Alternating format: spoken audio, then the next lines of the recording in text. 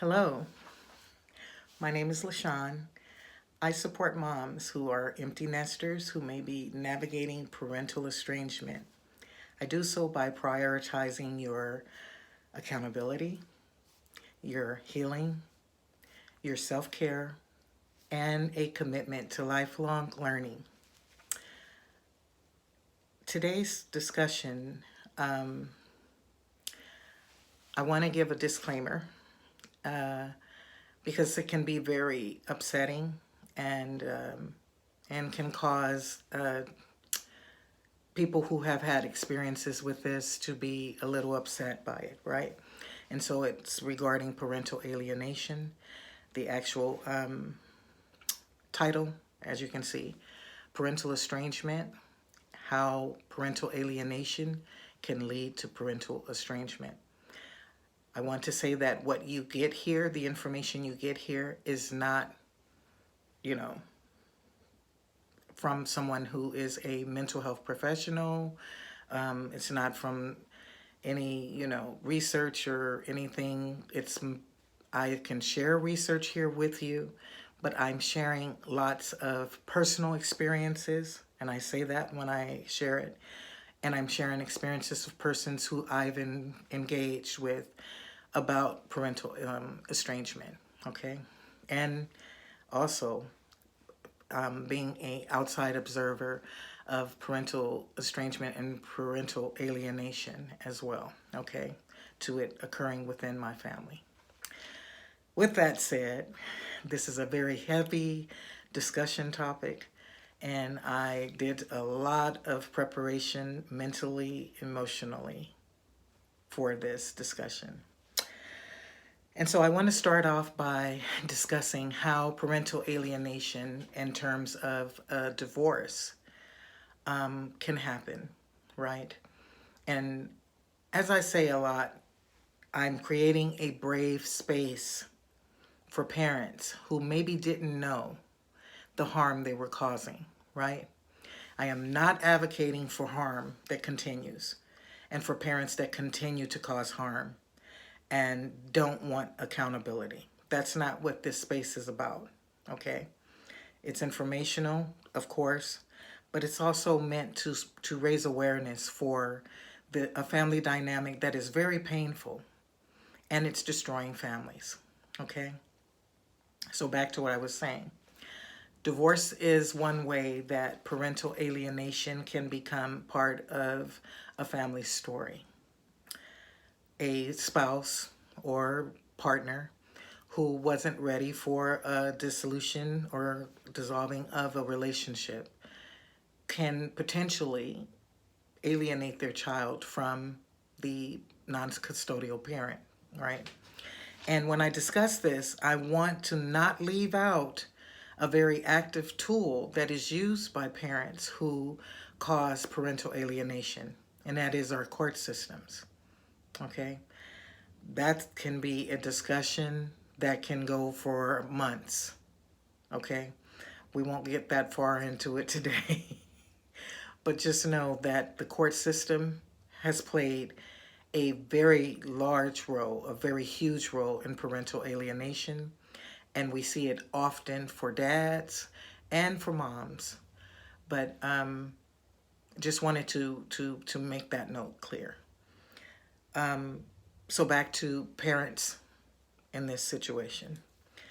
The custodial parent can make a decision to rip away all of the non-custodial parent's rights, right? And that can happen by going into the court system, making up stories about the parent causing harm to the child when there's nothing factual about that, right? And so it forces the non-custodial parent to try and prove that they have not caused harm to their children. And how do you prove that, right? And as I mentioned, it's not always something that the court is willing to actively investigate, and the court is going to act in the best interest of the child. And if the non-custodial parent has enough people willing to help them to alienate the child from the parent, then they can be pretty successful in stopping the parent from having a relationship with the child, the non-custodial parent. This is a form of dysfunction that's happening in families everywhere. Within our community, we don't always want to discuss things openly because these are things that should be discussed amongst us, right? But I think it's time that we start pulling these things out to let some air and light on them, because it's causing destruction of families within our community for generations. And we have the power, by taking accountability for any activity, any contribution that you have made to assisting and alienating a parent from the child. You have an opportunity to correct that, to apologize, not just to the child, but to the parent. It's unfair to have a child to believe horrible, horrid, wretched things about their parent, just so the non-custodial parent and any other person who's invested in the destruction of that relationship can have the satisfaction of having caused pain to the other parent. Because you're causing, and you have caused, pain to that child who is now an adult and can't be able to build a quality relationship with that non-custodial parent. It's unfair. And it's so many young people out here believing that their other parent that wasn't there didn't want to be there, when that was not the case. When their rights were stolen from them. When they were weren't able to reach their child by phone because no one answered. Or they changed their phone number and didn't give it to the non-custodial parent, or they moved and didn't tell the non-custodial parent where they lived. And other family members were parties that were participating in keeping them separated by saying, oh, well, we don't know where they are. Well, they said they didn't want you to know where they are. Unless that child is being harmed physically, mentally, emotionally, that is emotional and mental anguish that you're exacting on a child who becomes an adult and becomes estranged from that parent. They deserve a relationship with their other parent. And if you have been a parent that has caused parental alienation between your child and your ex non-custodial parent, you should rectify that. You should apologize and take accountability for that. There are people who have been mortally wounded as a result of having their children taken from them. And that child will never know. It shouldn't be about you maintaining dignity about who you are to your child if that in fact was something that was harmful, something that caused pain to the other parent. You shouldn't go take that secret to your grave. Your child deserves to know. There was a video that was circulating last month of a mother who was sitting down with Jan Levin's aunt. And it was very painful to watch because our family has experienced something like that. I've also witnessed with my own eyes other family members experiencing something like that. And for some reason, these custodial parents hold on to that belief system that they were justified in what they were doing because they didn't get along with the other parent. It's a horrible family dynamic to have a child estranged from a parent due to parental alienation, intentional parental alienation. That woman sat with Jan Levin's aunt and her ex-husband and said, why didn't you fight harder? Because she had made up stories about him sexually molesting his own daughters. And she said, why didn't you fight harder if you knew it wasn't true?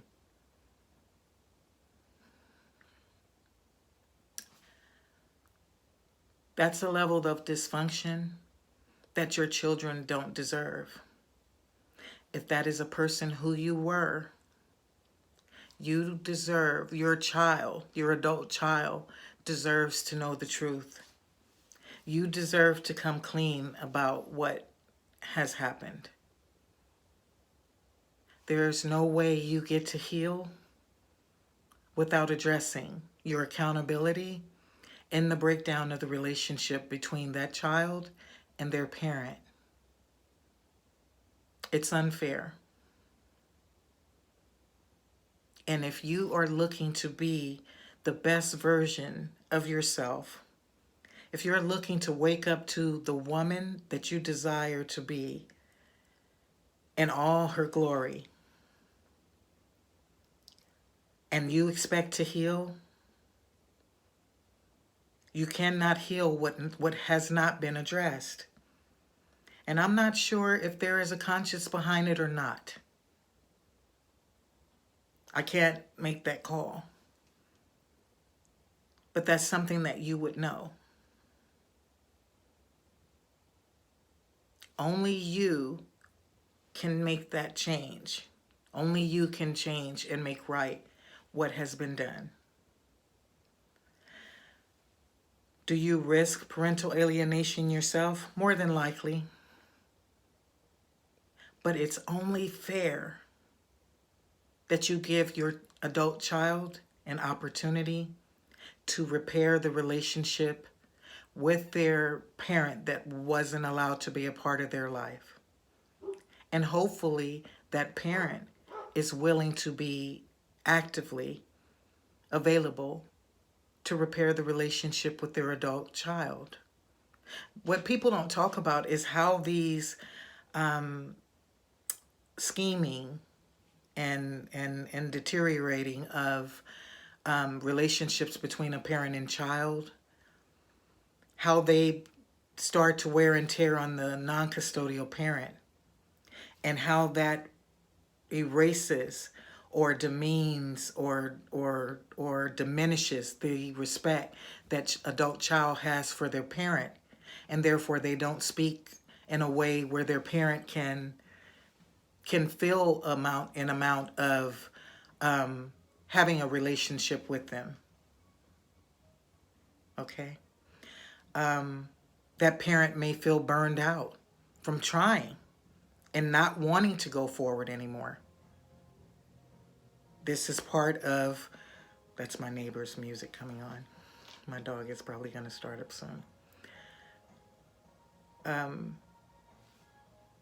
It's part of why parents and adult children have such difficulty during parental estrangement of repairing their relationship. Not because the parent was at fault, but because they were out of control of the amount of mass information that was given to the child, the adult child, when they were younger, that deteriorated any value in the parent that wasn't allowed to have access to them.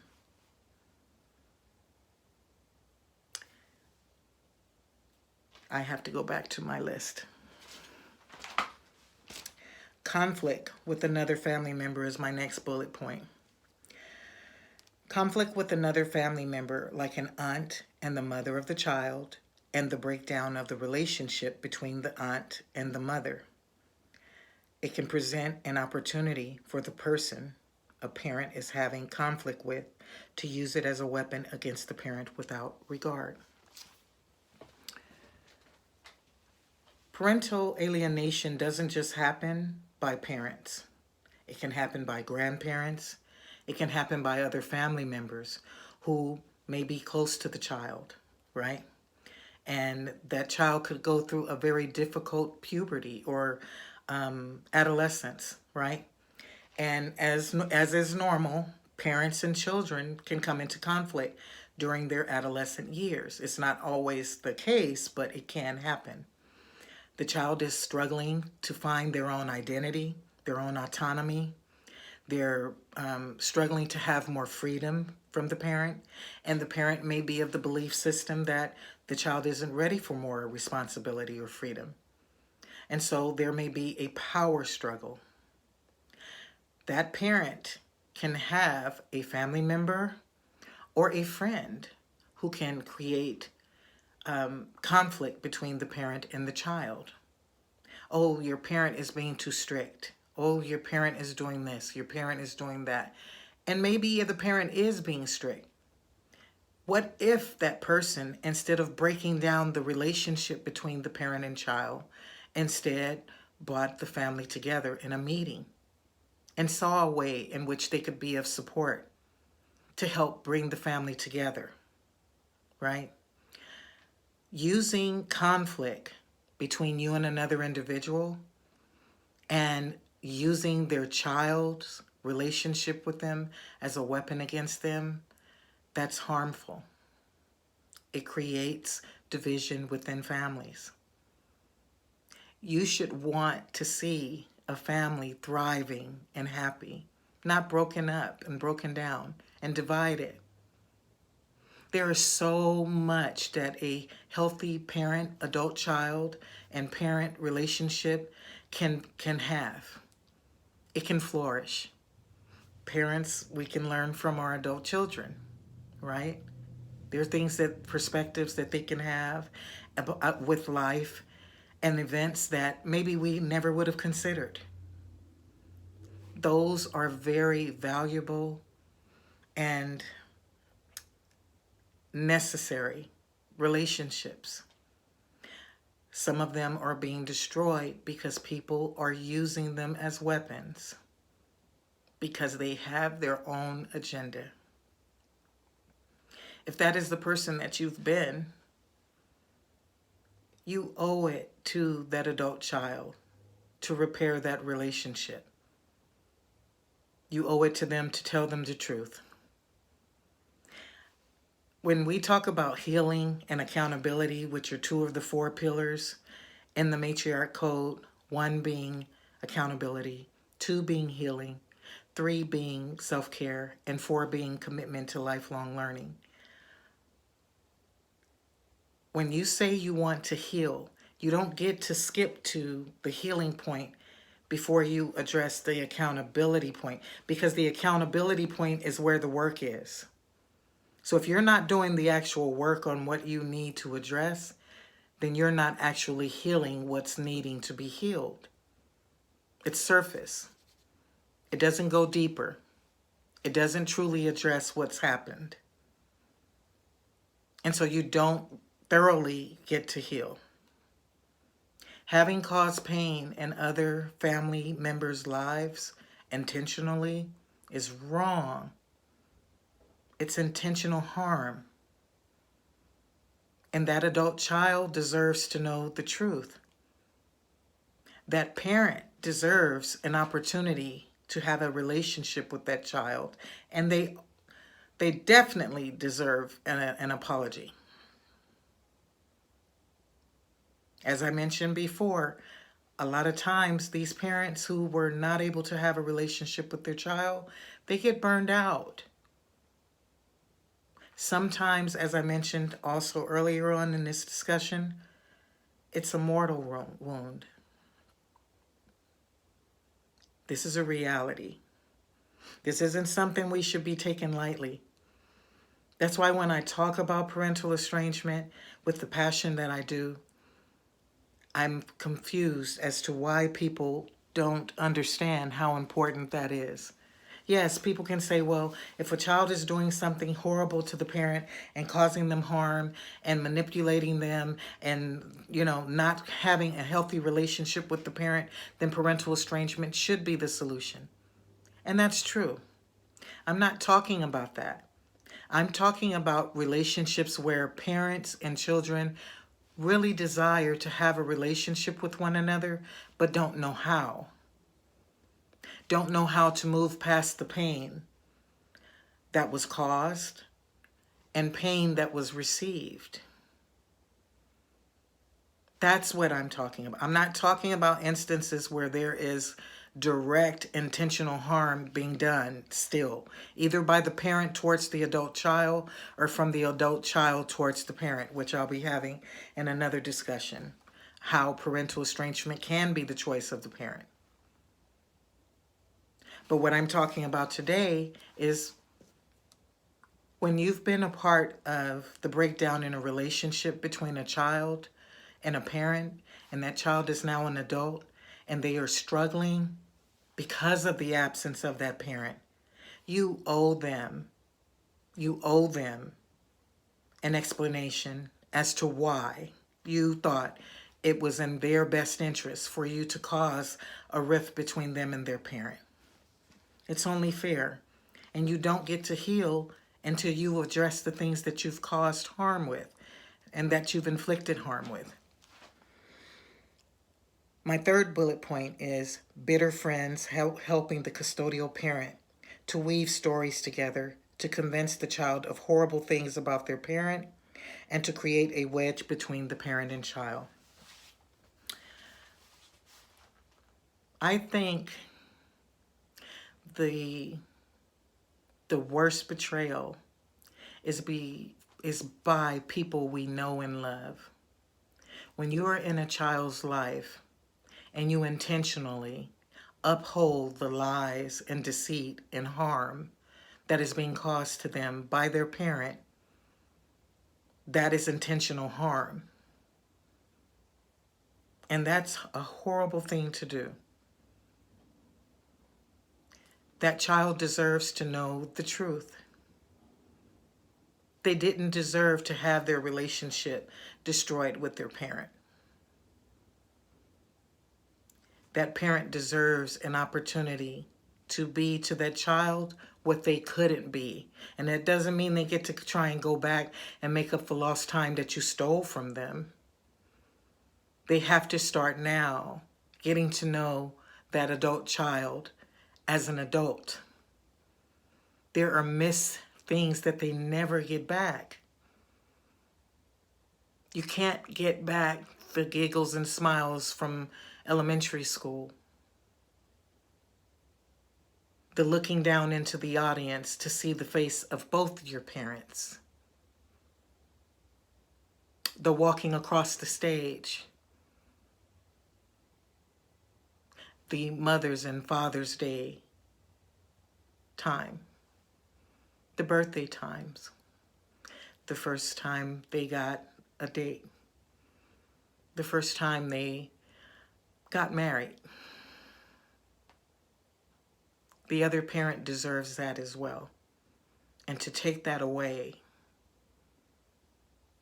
it's intentional harm.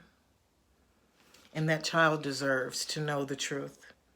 And if you want to heal and truly be a woman that has said, I am making a better life for myself. I deserve a better life where I feel good about me, where I love myself, and I love the woman that I'm becoming.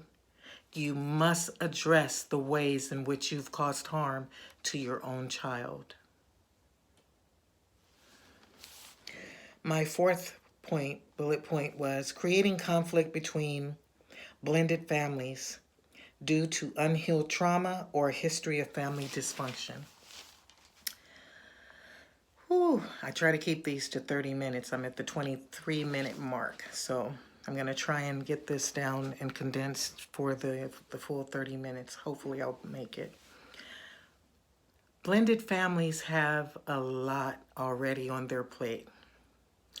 When you introduce to those families unnecessary conflict because you want to exact pain on an ex-spouse, you harm all the children in that family, not just your own.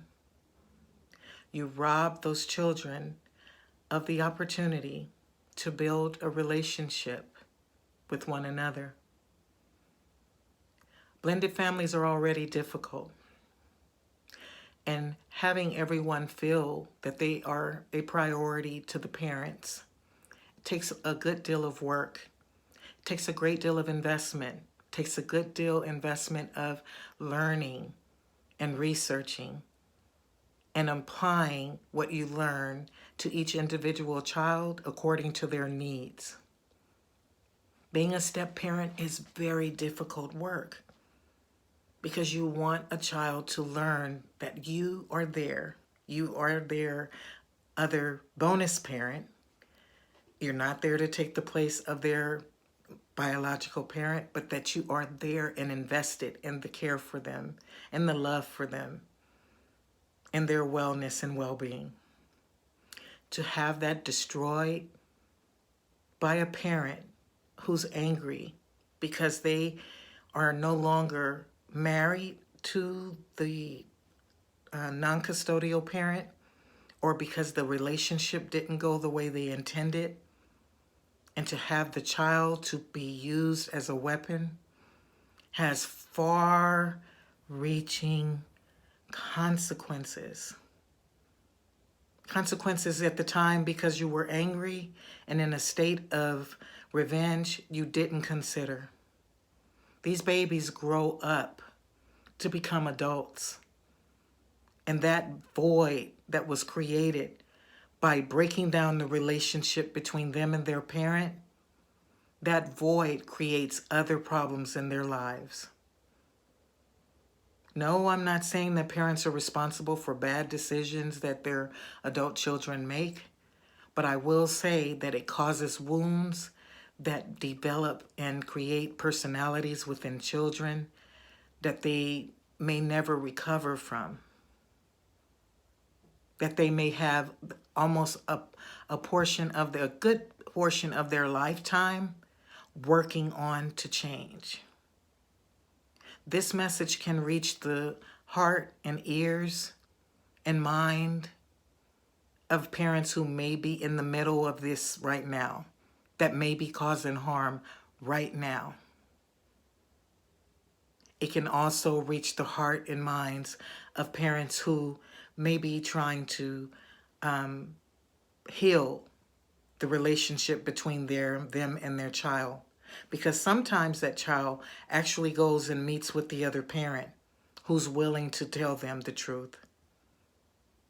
And sometimes that child finds out the truth and they decide that they need you to be accountable for that. And they are owed that accountability. They deserve it.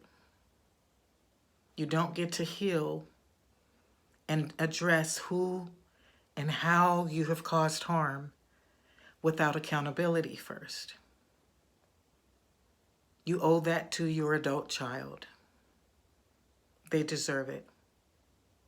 And as I mentioned prior, a lot of times this level of dysfunction has carried on for generations. There have been people who have either lost their parent wasn't present, and they were fearful of never having, a relationship with that parent, and they want to pass that pain on to someone else for whatever reason. Or they believe that they're actually protecting a child because they felt rejected by their own parent. And so they're going to protect their child or grandchild or niece or nephew or friend from what they felt as a child. That's not fair.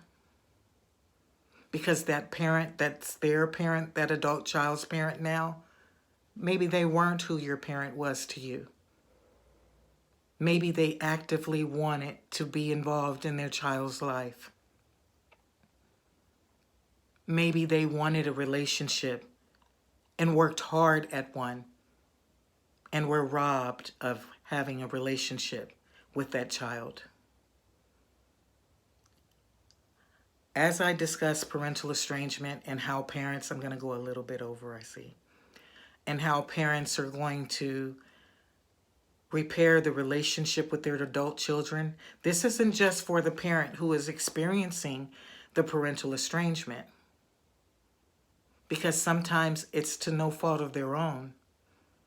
It's for those parents who may come across this video and have an opportunity to see themselves in a different light, to reconsider where they are, even the ones who may still be parenting small children, for an opportunity to gain insight into how a child's life can be turned upside down because parents aren't responsible enough to do the work on themselves and to heal, to address their anger, resentment, and fears, to address or get help for childhood traumas and experiences that were traumatic for them as they were growing up as children with their parents and their grandparents and their aunts and uncles and anyone who may have had an impact on their lives.